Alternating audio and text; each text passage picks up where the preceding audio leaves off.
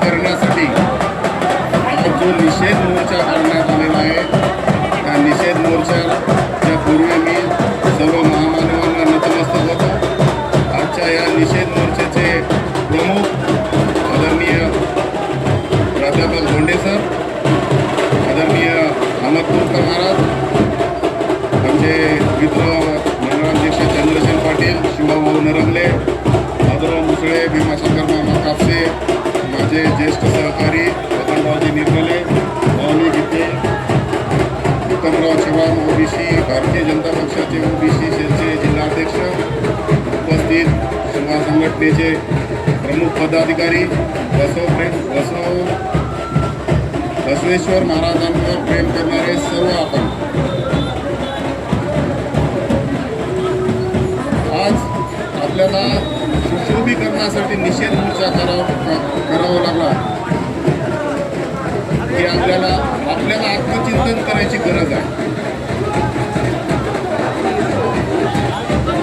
लोहा नगरपालिकेच्या सार्वत्रिक 2018च्या निवडणुकीमध्ये धोंडे सर, मी भारतीय जनता पक्षाच्या तिकीटावर नगराध्यक्ष म्हणून निवडून झालो।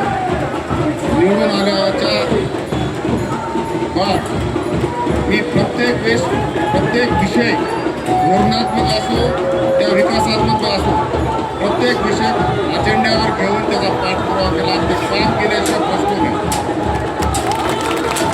छत्रपती शिवाजी महाराजांचा अश्वारूढ पुतळा छत्रपती शिवाजी चौक परिसरात बसवण्यात यावा या मागणीसाठी धोंडगे साहेबापासून आपण आणि तालुक्यातील तमाम नेत्यांनी उपोषण केले,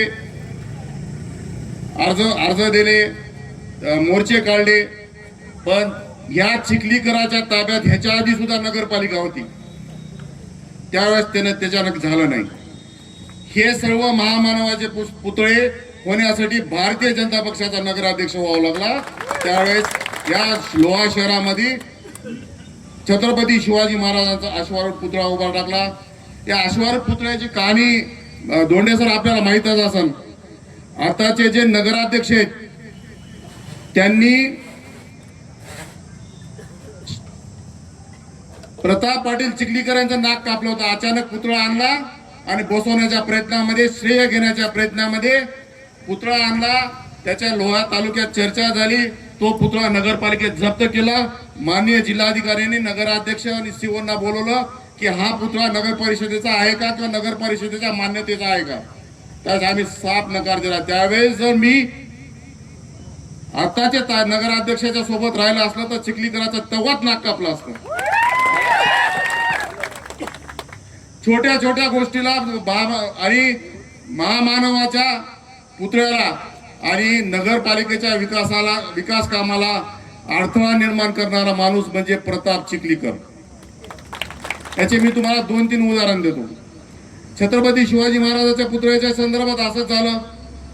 डॉक्टर महामानव परमपूज्य डॉक्टर बाबासाहेब आंबेडकर यांचा पुतळा सुभाषनगर पाशी 3 घंटे अडवला गेला प्रशासनाकडून। का अडवला? की त्याला एनओसी नाहीत, मान्यता नाही। अरे बा, महामानवाचे पुतळे लोहा शहरात बसत असेल तर आपल्या शहराचं वैभवाची बाब आहे। खरं तर तुमच्यासारख्या ज्येष्ठ नेत्यांनी आणि प्रशासनाने मदत करून या पुतळ्यासाठी सहकार्य करायला पाहिजे होतं, पण तसं सहकार्य केलं नाही। का तर श्रेयवाद, माझं नाव लागलं पाहिजे। अशा बऱ्याच छोट्या छोट्या गोष्टी। बाबासाहेब आंबेडकरच्या पुतळ्याला विरोध झाला चिखलीकराकडून।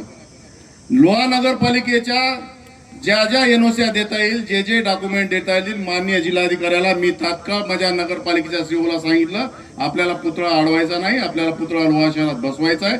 त्याला जे कागदपत्र लागतील ते कागदपत्र माननीय जिल्हाधिकारी साहेबांना तात्काळ देण्याचे करावे।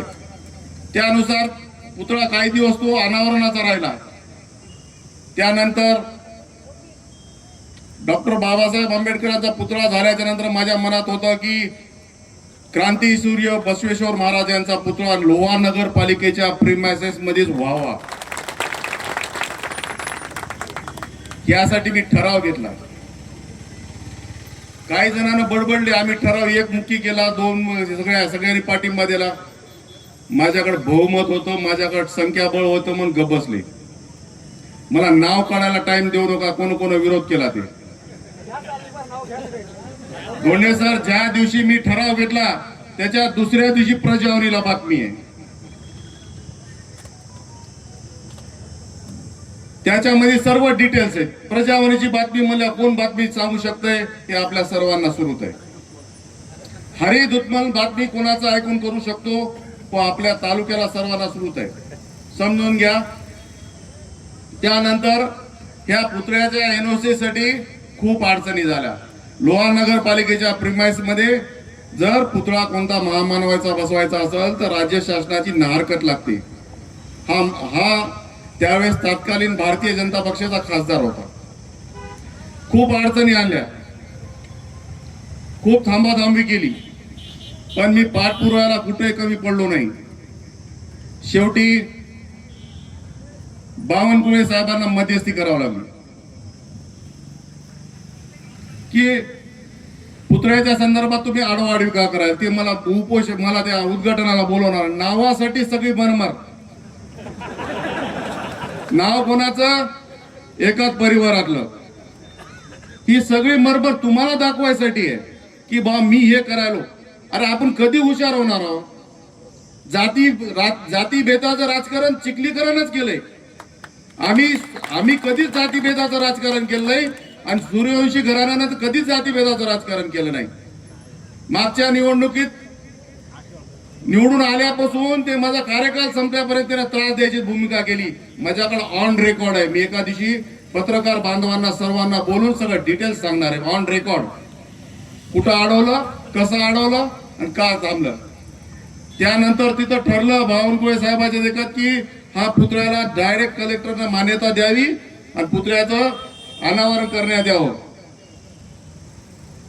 सप्टेंबर महिन्यात महाराष्ट्र शासनाची ना हरकत एनओसी आम्हाला प्राप्त झाली. माननीय जिल्हाधिकारी साहेब अभिजित राऊत साहेब त्यावेळेस जिल्हाधिकारी होते. 18 ऑक्टोबरला प्रोसिडिंग कंप्लीट झाली. प्रोसिडिंगवर सगळ्या सदस्यांच्या मान्यताच्या सह्या आहेत आणि त्या प्रोसिडिंगवर असं लिखित आहे की लोहा नगरपालिकेच्या प्रांगणात महात्मा बसवेश्वर यांच्या पुतळ्यास ही समिती मान्यता देत आहे आणि त्यावर अभिजित राऊत साहेबांचे स्वाक्षरी आहे. 18 ऑक्टोबर ते 27 जानेवारी हे 3 महिने मला झोलिले. जाणून बुजून दिलं नाही. त्यांना माझ्या कार्यकाळात हे होऊ द्यायचं नव्हतं आणि प्रशासकीय कार्यकाळामध्ये व्हावं आणि आपलंच नाव लागावं. सगळं नावाची धडपड मी सगळं रेडी करून ठेवलं होतं. चबुत्रा उद्घाटनाच्या दिवशी धोंडे सर त्या चिखलीकरांना त्याचे नगरसेवक एक सुद्धा उभा टाकू दिला. माझ्या जो बातम्या आहेत 25-40 पेपरच्या बातम्या आहेत माझ्यासोबत. या भूमिपूजनाला भवन निर्मले, जीवन चव्हाण, नागन चिवडावकर, संभाजी चव्हाण हे 4-5 माझे समर्थक, माझे नगरसेवक माझ्यासोबत होते. आणि त्यावेळेस तत्कालीन तहसीलदार व्यंकटेश मुंडे हा इथं सीओ होता. त्याला खूप अडवण्याचा प्रयत्न केला. जिल्हाधिकाऱ्यांना पत्र दिलं की बाबा हे तुम्ही पुतळ्याचं काम परवानगी आणखीन मिळालं नाही, तुम्ही चबुतऱ्याचं काम कसं करता. पण नगरपालिकेच्या ऍक्ट मध्ये प्रशासकीय मान्यता 10 लाखाच्या मध्ये सीओनं दिल्याच्या नंतर लोहा नगरपालिकेचे सगळे कायदेशीर कागदपत्र झाल्याच्या नंतर त्याला कोणी रोखू शकत नाही. जे येईल ते येईल म्हणून मी स्वतः माझे सर्वांना निमंत्रित केलं तर कोणी आलं नाही. आता सांगतात मी लिंगायत आहे आणि धोंडे सर लिंगायताच्या माणसाचा हे करतात. पण चिखलीकरचे माणसं जे सोबत जे आपल्या लिंगायत समाजाचे आहेत ना ते सुद्धा उपस्थित नव्हते त्यावेळेस त्या कार्यक्रमाला. त्यावेळेस त्यांना बसवेश्वर महाराज पण एका जाती धर्माचे नाही. ते तर लिंगायत समाजाचे आलेच पाहिजे, पण प्रत्येक जण आला पाहिजे. पण त्यावेळेस सुद्धा आले नाहीत कोणी आणि या कामाला विरोध चिखलीकरच्या सांगण्याहून केला. तरी मी कोणाचाही विरोध आला तरी चांगल्या कामाला कधीही मागं पुढी राहिलो हे बघितलं नाही. जिथं विषय गंभीर होता तिथं नगराध्यक्ष त्यावेळेसचा गजानन सूर्यवंशी खंबीर होता. कालच्या निवडणुकीमध्ये धोंडे सर मी रडलो नाही. कालच्या निवडणुकीत चिखलीकर आणि त्याचे सगळेच उमेदवार पराभूत होत होते, पण त्यानं शेवटीचा डाव जातीवर आणला आणि पूर्ण 2 तालुक्यामध्ये जातीमध्ये भांडण लावले. ओबीसी वाल्याला ओबीसी सांगितलं, मराठा समाजा माणसाला वेगळं सांगितलं, फलाण्याला वेगळं सांगितलं, मताचं माझ्या विभाजन केलं आणि म्हणून मी पराभूत झालो. या चिखलीकरला तर कधीच पराभूत होत नाही. पराभूत जरी झाला असलो, निवडणुकीत हारलो जरी असलो, चिखलीकरला सांगतो मी कधीच मनातून हारलेला नाही. पुढे तू या समोर उभा टाकायची माझी ताकद आहे आणि उभा टाकणारच. या पुतळ्याच्या चबुतऱ्याच्या सुशोभीकरणामध्ये बरेच कामं अधूर राहिलेले. ते इंजिनियर राहेरकरला माहित असेल. याच्यामध्ये त्याचा चबुतऱ्याचा गिलावा आहे, त्याच्या पायऱ्या आहेत. हे काम प्रशासनानं का करू दिले नाही? माझा 27 जानेवारीला माझा पुतळ्याचं उद्घाटन झालं आणि 29 जानेवारीला माझा कार्यकाळ संपला. या पुतळ्याच्या उद्घाटनाला मी सर्व मान्यवराला आमंत्रित केलं. एका समाजाच्या जेवढे नेते तेवढ्याला मी स्वतः आमंत्रित केलं. धोंडे सर दिल्लीला होते. चिखलीकराचा मला फोन आला, धोंडे सरला आमंत्रित केलंय का? मी केलंय. नाही जमणार का? बिल नाही जमणार. त्या तालुक्यात जेवढे नेते आहेत, सर्व पक्षीय सर्व धर्मीय, त्यांना मी सर्वांना बोलवणार, सर्वांना सन्मानपूर्वक बोलवलं. मी त्याच्या दबावाला किंवा त्याच्या याला दादागिरीला कसलंच घाबरलो नाही. आज प्रशासनानं जे बसवेश्वर महाराजाच्या पुतळ्याची जी काय वर्क ऑर्डर दिली गेली आहे किंवा जे काय कामाचं आदेश दिलेला आहे, ते प्रशासनानं का रद्द केला? नगराध्यक्ष का बोलत नाहीत? माझ्या कार्यकाळामध्ये प्रशासनाला सांगत होते की काम होऊ द्यायचं नाही. आता प्रशासन काम करते, तुमच्यात काम करू द्यायचे तुमची नियत नाहीये. म्हणून मी चिखलीकरासोबत नगराध्यक्षाला सांगत आहे की आपल्याला विनंती करत आहे, आपण त्या सीओला सांगा, बस त्या चांगल्या कामाला विरोध करू नका, चांगल्या कामात राजकारण करू नका. चिखलीकर तुम्हाला 5 वर्षात जे काय करायचं ते करणार आहे. तुम्ही सुद्धा सर्व सूत आहेत, पण आतापासून तुम्ही सावध व्हा, तुमचे निर्णय तुम्ही घ्या. आणि प्रशासनाला विनंती करतो, लवकरात लवकर टाइम बाउंड मध्ये आम्हाला 6 महिन्यात 8 महिन्यात वर्षात बसवेश्वर महाराजांचे सुशोभीकरणाचा निधी आणून सुशोभीकरण करू असं आश्वासित करा. नाहीतर आम्ही भारतीय जनता पक्ष, तुम्ही आम्हाला हे ना हरकत द्या की आम्ही हे लोहा नगरपालिकेत ना हरकत द्या. येणाऱ्या 1 वर्षात भारतीय जनता पक्ष बसवेश्वर महाराजाचे आणि जे महामानवाचे सुशोभीकरणाचे राहिले असेल ते करायला आम्ही कटिबद्ध आहोत. म्हणून आपल्याला प्रशासनाला विनंती करतो, आपण लवकरात लवकर बसवेश्वर महाराजांचं सुशोभीकरण करावं.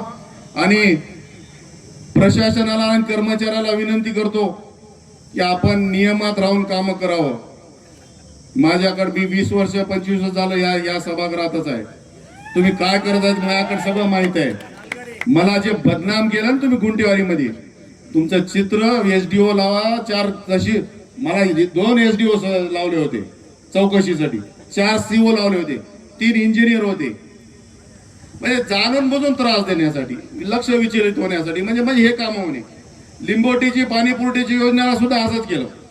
66 कोटीची पाणीपुरवठ्याची योजना माझ्या काळात मी मंजूर करून आणली. चिखलीकरा नारळ फोडायला सुद्धा बोलील नाही. आता त्या कामाची पाहणी करायला आणि लोहा नगरपालिकेच्या सभागृहात मीटिंग होऊन त्याचे फोटो काढाले. त्यामुळं मला प्रशासनाला विनंती करायची आहे, नियमात जे काम होणार आहे ते कोणाच्या ऐकण्यावर, कोणाच्या दबावाखाली ते काम करून अडचण निर्माण करू नका जनतेला. नाहीतर जे काय व्हायचंय भविष्यात जास्त 6 महिन्यात 2-3 कर्मचारी सस्पेंड झाल्याशिवाय राहत नाहीत, एवढं मला माहित आहे. त्यामुळे प्रशासनाला विनंती आहे की नियमात असलेले कामं तुम्ही कोण्याही जनतेचे रोखू नका आणि महामानवाच्या कोणत्याही कामाला आपला पाठिंबा राहू द्या, प्रशासनाचं सहकार्य राहू द्या, एवढी नम्र विनंती करतो. आता मी सांगितलं ना, पुण्याला बैठक झाली, हॉटेल रीड्स मध्ये बैठक झाली, बावनकुळे साहेबांना बैठक घेतली, त्यावेळेस चिखलीकरांना सांगितलं पुतळा बसवायला अडचण करू नका, तरी त्यानं 3 महिने फिरवलं. मी त्याच्या पुढचा आहे, मी आधीच पुतळा आणून ठेवला होता. 26 जानेवारीला माझा वाढदिवस होता, मी साजरा केला नाही. 26 जानेवारीला इथं राहिलो. 26 जानेवारीला पुतळा आणला, पुतळा चढवला. त्यावेळेस 26 जानेवारीच्या दिवशी एकही नगरसेवक जे चिखलीकर समर्थक होते एकही उपस्थित नाही. माझ्याकडे सर्व व्हिडिओज आहेत. त्यामुळं राजकीय जातीचं राजकारण, जाती भेदाचं राजकारण, महापुरुषाचं राजकारण या तालुक्यात फक्त चिखलीकरच करू शकतं. एवढं नीच राजकारण आपल्या जिल्ह्यात कोणीच करू शकत नाही. मी धोंडे सरला विनंती करतो, धोंडे सर, आम्हाला कधी आमदारकीचे स्वप्न पडले नाहीत. आमचे नेते अशोकरावजी चव्हाण साहेबांना जर तुम्हाला तुमचं काही झालं तर आम्ही तर तुमच्या संघच आहेत. भारतीय जनता पक्षाचे सगळेच कार्यकर्ते तुम्हाला फुकटच मिळणार आहेत.